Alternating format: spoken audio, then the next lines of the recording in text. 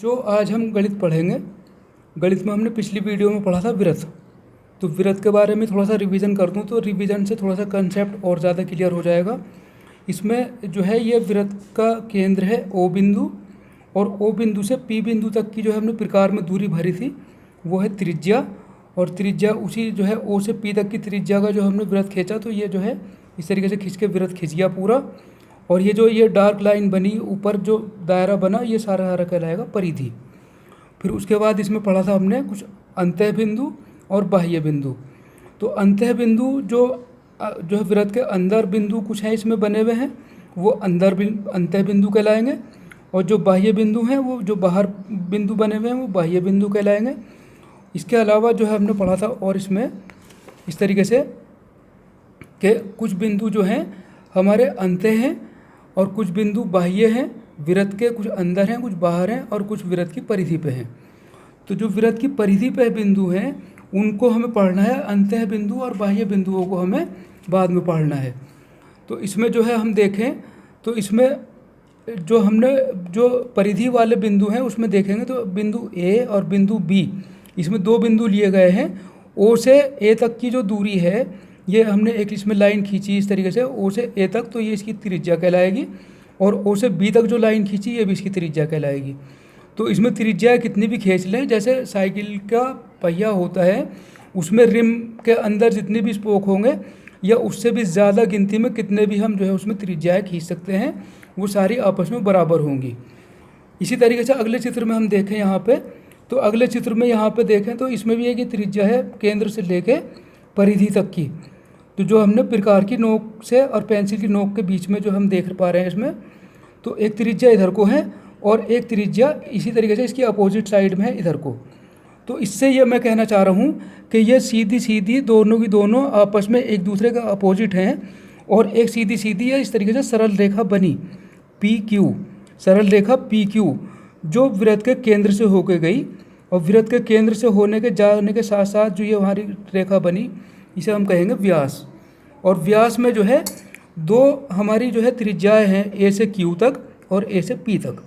तो इसका जो है छोटा सा फार्मूला निकल के आया कि जो है व्यास बराबर दो त्रिज्याएँ, यानी कि व्यास बराबर दो त्रिज्याएँ।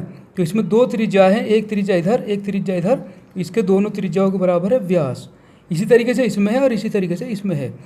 तो हमारा ये छोटा सा फार्मूला है कि व्यास बराबर दो त्रिज्याएँ, दो गुणा त्रिज्या। जैसे अगर 3 सेंटीमीटर की त्रिज्या है तो व्यास जो है 3 से 2 को गुणा करेंगे तो 6 होगा, तो यह वाला व्यास जो है 6 सेंटीमीटर हो जाएगा, 3 इधर और 3 इधर 6 सेंटीमीटर। और इसी तरीके से इसमें जो है और आगे पढ़ें तो इसमें व्यास के बारे में कंटिन्यू अगर बात करूँ मैं तो कंटिन्यू व्यास के बारे में इतनी बात होगी कि इस चित्र में देखा तो एक जो है सरल रेखा है जो हमारी वृत्त की बाउंड्री से वृत्त की दूसरी बाउंड्री तक जो है टच है, और केंद्र से होती भी वो लाइन गई है। तो जो भी केंद्र से होती भी लाइन जाएगी और एक बाउंड्री से दूसरी बाउंड्री तक वो टच होगी तो वो हमारा व्यास कहलाएगा। और उसके अलावा जो है अगर इसके अलावा कोई सी अगर हमने एक बाउंड्री से दूसरी बाउंड्री तक की एक और लाइन इसमें खींच ली तो वो जो है और वो केंद्र से होती भी वो ना गई हो तो उसे हम जीवा कहेंगे। इसी में जो है जैसे इन्होंने एक व्यास और एक जीवा खींच के दिखाई है, इसमें कितनी भी कहीं को भी कोई सी भी हम लाइन एक बाउंड्री से दूसरी बाउंड्री तक की किसी भी साइड में को हम खींच लें वो सब जीवा कहलाएंगी। और उसके अलावा एक इसमें ख़ास बात यह है कि ये जो हमारा जिसे हम व्यास कह रहे हैं, व्यास का दूसरा नाम जीवा भी है। जो जीवा ये जो व्यास जिसका नाम है जो सबसे बड़ी है जीवा, इसका ख़ास यह है कि ये जो है लंबाई में सबसे बड़ी होती है, और इसके दो नाम हैं, एक जीवा और एक व्यास। वैसे इसका जो है बेसिक कंसेप्ट व्यास से ही है, लेकिन जीवा भी इसको जो है सबसे बड़ी जीवा के नाम पे इसे जीवा कहेंगे। और इसके अलावा जो और जीवाएँ इसमें खींचेंगी जो केंद्र से उसका वो होता हुआ जो केंद्र से होती भी नहीं जाएगी तो वो हमारी जीवाएँ होंगी, वो उससे व्यास से छोटी होंगी। इसी तरीके से हमने इसमें पढ़ा था पिछली वीडियो में कुछ चाप के बारे में। तो चाप में ये कहा था कि जो है वृत्त को पूरा न करते हुए जो है छोटा सा वृत्त खींच लें और वृत्त पूरा ना हो तो उसे हम चाप कहेंगे। अगर थोड़ा छोटा साइज़ में खींचा तो वो हमारा लघु चाप कहलाएगा, और अगर जैसे डॉट इट हमने खींचा इधर को और एक इधर डार्क लाइन से खींचा तो ये लघु चाप है, और इधर को देखें तो दीर्घ चाप है। इसी में जो है और हमने पढ़ा था पिछली वीडियो में वृत्त के बारे में। तो इसमें जो है देखें यहाँ पे, तो इस चित्र के हिसाब से देखें तो इन्होंने वृत्त के 2 खंड कर दिए। वृत्त को बीच में से काट लें तो उसके 2 खंड हो जाएंगे। तो उसमें कंडीशन ये होगी कि एक तो वृत्त खंड होगा छोटा, एक टुकड़ा छोटा होगा और एक बड़ा होगा। या एक तीसरी कंडीशन ये आ सकती है कि जो है वृत्त को हमने काटा 2 पार्ट में, तो या वो फिर बराबर बराबर होगा कि आधा वृत्त इधर होगा और आधा वृत्त इधर होगा। तो इसे हम अर्धवृत्त कहेंगे इस साइड को और अर्धवृत्त कहेंगे इस साइड को। और इसमें जो इस तरीके से हमने काटा तो इधर को जो है इधर को दीर्घवृत्त है, यानी कि दीर्घवृत्त खंड, और इधर को लघुवृत्त खंड है। और इसी में चाप भी दोबारा चाप के बारे में और क्लियर कर दूं बात। तो दीर्घ चाप जो है अगर इस तरीके से कहेंगे तो यहाँ से लेके और यहाँ तक जो है दीर्घ चाप है, और फिर यहाँ से लेके यहाँ तक लघु चाप है। इसी में जो है और आगे देखें तो थोड़ा सा इस तरीके से जो है हम और इसमें क्लियर हो जाए जो हमारी पूरी बात। तो इसमें हमारी दी है अभ्यास। तो अभ्यास को हम कर लें बहुत ध्यान से, तो रिवीजन के साथ साथ जो है जहन में बात करते हुए रखते हुए जो है हम इसे अभ्यास को करेंगे। तो अभ्यास में थोड़ा सा छोटा सा कंसेप्ट है जिसे हम कहेंगे कि इस चित्र में देख के बताना है कि वृत्त का केंद्र कौन सा है। तो वृत्त का केंद्र जैसा हम अभी वीडियो में पढ़ते हुए आए हैं कि ओ से डिनोट करते हैं वृत्त के केंद्र को, और यहाँ पे जो है वृत्त का केंद्र है तो यहाँ पे हम लिख देंगे ओ। और 3 त्रिज्याओं के नाम बताने हैं इसमें दूसरे नंबर पे। तो 3 त्रिज्याएँ कौन सी होंगी कि ओ से लेके बी तक हो जाएगी एक त्रिज्या, एक ओ से लेके सी तक हो जाएगी एक त्रिज्या, और एक ओ से लेके डी तक, ये 3 त्रिज्याएँ हो जाएंगी। इसके अलावा हमारा तीसरा सवाल है एक व्यास का नाम बताना है। तो व्यास का हमें पता है कि जो केंद्र से होकर जो लाइन जाती है और बाउंड्री पर टच होती है तो वही व्यास होता है। तो इसमें जो है हमारा बी से लेकर सी तक की जो ये हमारी लाइन दिखाई दी गई है तो ये वाला हमारा व्यास है BC। इसमें फिर हमने जो है अगला सवाल पढ़ा है तो इसमें लिखा है कि 2 जीवाओं के नाम बताइए। तो 2 जीवाओं के नाम कौन कौन से होंगे। जीवा जो है, जीवा इसे भी कह सकते हैं हम कि जो सबसे बड़ी जीवा है जिसे हम जो है व्यास कह रहे हैं B से C तक, इसे भी बता सकते हैं। और दूसरी जीवा हो जाएगी A से B तक, और तीसरी हो जाएगी C से D तक। तो ये भी हो जाएगी और ये भी हो जाएगी और ये भी हो जाएगी। तो 3 जीवाएँ हैं इसमें, इन्होंने 2 जीवाएँ पूछी हैं। तो 2 जीवाएँ इनमें से तीनों में से कोई सी भी हम लिख सकते हैं, AB और CD को लिख सकते हैं। और ये व्यास अलग से स्पेशल है। जीवा ये भी है लेकिन ये स्पेशल है, इसके 2 नाम है, ये जीवा भी है सबसे बड़ी और जो है ये व्यास भी है। फिर इसमें अंतः क्षेत्र में एक बिंदु, जैसे हमने क्षेत्र के बिंदु पढ़े थे तो अंदर इसमें अंदर के क्षेत्र में कौन सा बिंदु आ रहा है, बिंदु E आ रहा है यहाँ पे। तो अंतः क्षेत्र का बिंदु E हो जाएगा यहाँ पे जवाब इसका। और बाह्य क्षेत्र का एक बिंदु अगर लिखें तो बिंदु G हो जाएगा इस तरीके से। इसी में अगला सवाल देखें तो 4 चाप बताने हैं इसमें, जो 2 छोटे हों और 2 बड़े हों, 2 लघु चाप और 2 दीर्घ चाप के नाम बताने हैं।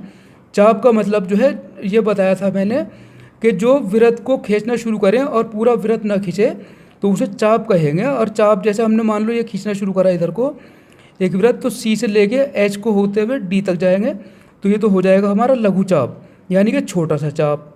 और इसी को जो है अगर हम देखें इधर से इस साइड को खींच के लेके जाएँ, C से लेके यूँ घुमा के लाएँ फिर यहाँ को पूरा यहाँ D तक, तो ये वाला हो जाएगा हमारा दीर्घ चाप। तो इसी लाइन पे जो ये जीवा है, इसी जीवा से जो है हमारा जो छोटा वृत्तखंड है, इस साइड में छोटे वृत्तखंड में तो जो है हमारा लघु चाप है, और जो दीर्घ वृत्तखंड है उसमें जो है दीर्घ चाप है। तो एक तो ये हो गया, और बताने हमें 4, 2 लघु और 2 दीर्घ। तो एक लघु और दीर्घ तो बता दिया, दूसरा लघु और दीर्घ बताएं तो इधर से ले लें इस वाली जीवा पे, जीवा A और B से। जीवा और A और B पे देखें तो इसने भी वृत्त के 2 खंड करे, एक लघु वृत्तखंड और एक दीर्घ वृत्तखंड। एक इतना छोटा सा है और एक इतना बड़ा टुकड़ा है। तो इसमें जो है इसी में चाप भी 2 हो जाएंगे, एक लघु चाप हो जाएगा, एक दीर्घ चाप। तो लघु चाप को देखें तो A से लेके और F को तरफ को घूमता हुआ B तक जो है एक लघु चाप हो जाएगा, और एक जो है इसे A से ही लेके और इधर को घूमता हुआ यहाँ पे फिर B तक आएगा, तो वो दीर्घ चाप हो जाएगा। इस तरीके से हम जो है 2 लघु चाप और 2 दीर्घ चाप इसमें हम इस तरीके से हम बता सकते हैं। फिर इसके बाद इन्होंने पूछा है अगला सवाल कि एक अर्धवृत्त का नाम बताइए। तो एक अर्धवृत्त का नाम बताना है। तो अर्धवृत्त का हमने पढ़ा है कि जो व्यास है हमारा वो जो है वृत्त को 2 बराबर भागों में जो है विभाजित करता है। तो व्यास इसमें है C से लेके B तक। तो C से लेके B तक का जो व्यास है तो इसमें या तो इस साइड का ले लें तो वो भी अर्धवृत्त है, चाहे इस साइड में ले लें वो भी अर्धवृत्त है।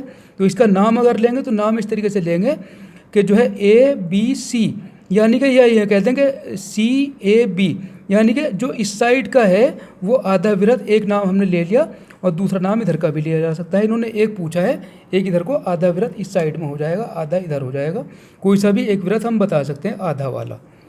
इसके अलावा दूसरा जो है हमारा सवाल है, दूसरे सवाल को अगर पढ़ें तो दूसरे सवाल में इन्होंने कहा है कि चित्र को देखकर नीचे दिए गए प्रश्नों को उत्तर दीजिए। तो इसमें जो है 3 त्रिज्याओं के नाम बताने हैं। तो 3 त्रिज्याएँ कौन कौन सी हो जाएंगी? त्रिज्या का मैंने बताया था कि जो है केंद्र से लेके और परिधि तक जो लाइन टच होगी वो त्रिज्या होगी, यानी कि इसमें जो है एक तो O से लेके C तक हो जाएगी, और एक O से लेके B तक हो जाएगी, और एक O से लेके A तक हो जाएगी। तो 3 त्रिज्याओं के नाम इस तरीके से हम लिख सकते हैं। और इसके बाद इन्होंने पूछा है इसमें 3 जीवाओं के नाम। तो जीवा कौन कौन सी हो सकती है इसमें? जीवा A से B तक की जीवा है, इस तरीके से लाइन जो बाउंड्री को 2 जगह टच करेगी, और तो वो जीवा होगी। और ये बाउंड्री को इधर से भी टच कर रही है B से लेके C तक, तो दूसरी जीवा हो जाएगी BC।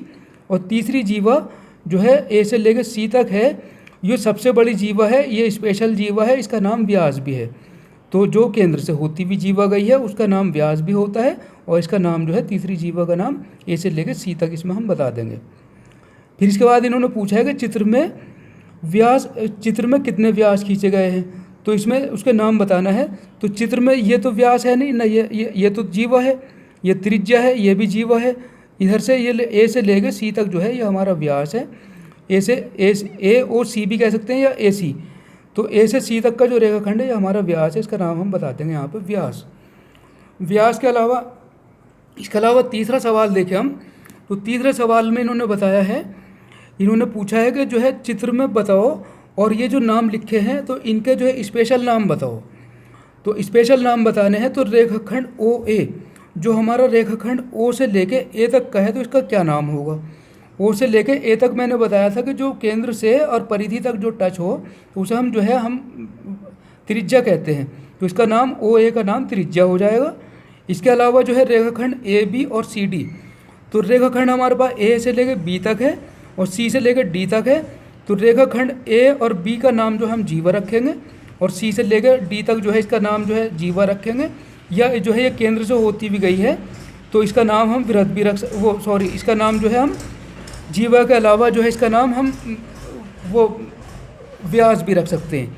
तो इसके 2 नाम हैं, C से D तक की जो लाइन है हमारे पास, इसका नाम जो है व्यास भी है और जीवा भी है। तो इन्होंने इसके दोनों के नाम पूछे हैं, तो इसका हम व्यास भी बता सकते हैं नाम, और इसका नाम जो है जीवा भी बता सकते हैं, और ये व्यास ये वाली जीवा है। इसके अलावा तीसरा सवाल इसमें है कि चाप CBD, तो चाप CBD जो है हमारा पास जो है कहाँ से कहाँ तक है? CBD, यानी कि इस तरीके से आधा ये तो बीच में जो है इस तरीके से जो ये लाइन जा रही है इस तरीके से, यानी C से लेकर D तक की, ये तो व्यास है, यानी कि आधा वृत्त इधर है और आधा वृत्त इधर है। तो इन्होंने कहा कि जो हमारा ये वाला चाप है C और B को होता गया और D तक गया, तो इसे क्या कहेंगे? हम अर्धवृत्त खंड कहेंगे, अर्धवृत्त खंड। चाप CBD को हम यहाँ पर जवाब लिख देंगे इसका अर्धवृत्त खंड। इसी तरीके से दूसरा सवाल है इसमें कि चाप CAD, तो CAD C से जो है एक ही तरफ को घूमता गया और D तक आया, ये वाला चाप जो आया, तो ये चाप जो आया तो इसमें भी जो है ये है कि ये जो है बीच में जो है हमारे इस तरीके से क्या कहते हैं, इसमें व्यास है, और व्यास से इस साइड का जो हमारा अर्धवृत्त है, तो इस चाप का नाम जो है हम अर्धवृत्त कह देंगे कि अर्धवृत्त इस साइड में है और अर्धवृत्त इस साइड में है। तो इन दोनों का जवाब जो है अर्धवृत्त हो जाएगा। इसी तरीके से एक और अगला सवाल पूछा है इन्होंने इसमें अभ्यास में। तो अभ्यास में अगला जो सवाल है तो इसमें इन्होंने कहा है कि कुछ जो है दूरी भरो अपने पैमाने में, और पैमाने में त्रिज्या की दूरी भरो और उससे जो है एक सर्किल एक वृत्त खींच दो। तो पैमाना हमारे पास है, इन्होंने कहा है 4.5 सेंटीमीटर इसमें जो भर लेंगे। तो 4.5 कैसे भरेंगे हम? इसमें बिल्कुल यहाँ 0 पे रख के इसे थोड़ा सा ध्यान से देख लें, ये 0 पे रख के यहाँ पे, और इसे 4 और ये 4.5 इस तरीके से भर लेंगे, और ऐसे यूँ कापी में रख के यूँ घुमा देंगे, तो वो जो है इतनी त्रिज्या का जो है हमारा वृत्त बन जाएगा। इसी तरीके से इन्होंने इसे कहा है कि इतनी त्रिज्या का वृत्त बनाए, तो इसे इतना ही भर लेंगे इसकी दूरी, और वो जो है एक इस तरीके से एक वृत्त खींच देंगे। तो ये जो है कापी में खुद ही कर सकते हैं बच्चे। उसके अलावा एक इन्होंने अगली बात कही है कि जिसमें इन्होंने व्यास बताया है, कि व्यास बताया है उन्होंने, इसे अगर देखें हम तो 10 सेंटीमीटर का व्यास बताया है और उसका जो है 10 सेंटीमीटर का हम जो है एक वृत्त खींचना है। तो व्यास जो है होता है हमारा यहाँ से, जैसे इस चित्र में देखें तो यहाँ से यहाँ तक का व्यास है। तो इसका क्या करें, तो इतना बड़ा तो हम अगर ये ले लेंगे तो इससे तो डबल जो है वो बन जाएगा। लेकिन इसमें ये करना कि हमने जो वो पढ़ा था, छोटा सूत्र पढ़ा था कि व्यास बराबर 2 त्रिज्याएँ, तो ये अगर व्यास है तो इसमें 2 त्रिज्याएँ शामिल हैं, यानी कि एक जो है त्रिज्या इसकी जो 10 सेंटीमीटर का व्यास है, त्रिज्या होगी इसमें 5 सेंटीमीटर की। तो 5 सेंटीमीटर इसमें जो है हम ले लेंगे, अपने प्रकार में जो है नाप ले लेंगे 5 सेंटीमीटर की।